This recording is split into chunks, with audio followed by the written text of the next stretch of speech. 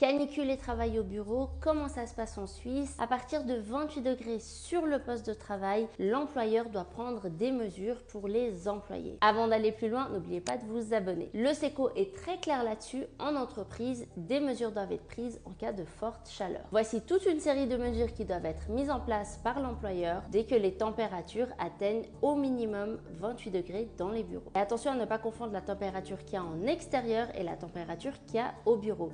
Il y a une méthode de calcul qui est très simple que je vous mets juste ici. L'objectif, c'est de mesurer la température du bureau et le taux d'humidité pour pouvoir savoir si on est dans une zone dite très chaude. Les étés deviennent de plus en plus chauds en Suisse et les bureaux ne sont pas forcément adaptés à cette situation, donc il va être quasi impossible de passer outre ces différentes mesures qui doivent être mises en place par les entreprises. Et attention par exemple aux femmes enceintes, dès qu'il fait 28 degrés, des mesures spéciales doivent être mises en place. Et s'il n'est pas possible de les faire travailler dans un espace où il n'y a pas de climatisation ou un espace réfrigéré par exemple, elles devront être renvoyées chez elles, mais attention, ce ne sera pas considéré comme un congé maladie, mais bien une journée qui est rémunérée à 100% par l'employeur. Dites-moi ce que vous en pensez dans les commentaires et je vous donne rendez-vous pour une nouvelle vidéo.